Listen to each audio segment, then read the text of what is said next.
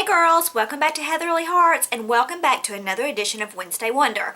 Today I'm going to be talking to you about something that I mentioned briefly in my November Standouts and Shames. It was one of my standouts, and I said that since it was such a new and innovative product, I would bring it to you in a more detailed version of my Wednesday Wonder. This is the Josie Maran Argan Exfoliating Powder, Gentle Daily Skin Renewal. It's 1.76 ounces. Let me get where you can see it. It's a powder, okay? I've had this for about 2 months, okay, and I use it 3 to 4 mornings a week, and that is all I've used, okay? I was gone 1 week for Thanksgiving, so I didn't take it with me or use it that week, and I'll tell you why in a minute when I get down to the things I don't like about it. First of all, there's a hair in it. Classy. So this is how much I've used in 2 months, if that gives you any indication, okay? And what this does is it is a powder that is supposed to exfoliate. So there's a lot of like Asian powder exfoliators that are hitting the market now. I'm trying to think of some names. There's one that I can't, Tiachu or something, I can't ever pronounce it. But I found this on QVC.com, and then I went at the other and looked at Ulta and Sephora, the other places that sell Josie Maran products, and I couldn't find it. The only place I found this was at QVC.com for $35. So there is going to be shipping. I think it was like $3 or $4. So it's about $40 to get it home to you. But given the fact that in 2 months, for 3 or 4 mornings a week, I've used, and I haven't even used 1/4 of it, I think that if this lasts me 8 months, $35 is good for an exfoliator, okay? And what it says to do, it says how to use. Dispense a small amount into wet hands and create a creamy paste by rubbing together. Can be added to Argan cleansing oil. Apply to face in circular motions, avoiding the eye area. Rinse thoroughly and pat dry. Let me tell you how I use it. I use it in the shower. And that's where we're going to come to the one thing I don't, there's 2 things I don't like. This is the first thing. This is a glass container, okay? So it's little and it's in the shower. Most people use it in the shower because you exfoliate in the morning, and I happen to wash my face in the mornings in the shower. It is a glass container with a screw-off top. Okay, so your hands are wet, you have a glass container, and you'll unscrew in the top with your wet hands in the shower. And then it has a plastic sifter, much like a spice sifter in the top of it, okay, which is needed for a powder. I don't have a problem with that. But the fact that they made it in a glass, and maybe there's a reason with the formula they had to, but it's a glass jar with a screw-off top. I would much rather it be a plastic, like a baby powder type thing, as long as it would keep out the moisture, with a flip top in the same sifter. But to unscrew it, and it's all very shiny and slippery, it kind of makes it unruly in the shower. And if you drop this, it will break. I'm convinced. If you drop this in your porcelain tub, it's going to break. So the only bad reviews that I've seen, or the bad things that I have seen being said about it, is the container itself, okay? It's just not very practical. It's not even practical if you use it at the sink, because your hands are going to be wet, and then you're going to be having to fiddle around with this, you know what I mean? So how I use it is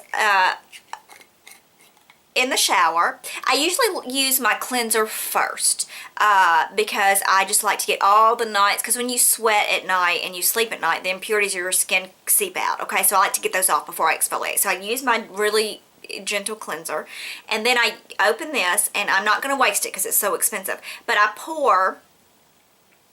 I have, this hand's wet, okay, so I open it with that, open them, and then this hand's already wet, so I pour about a quarter size amount, not that much, into this palm, okay? So it's in the palm. Pretend I'm in the shower.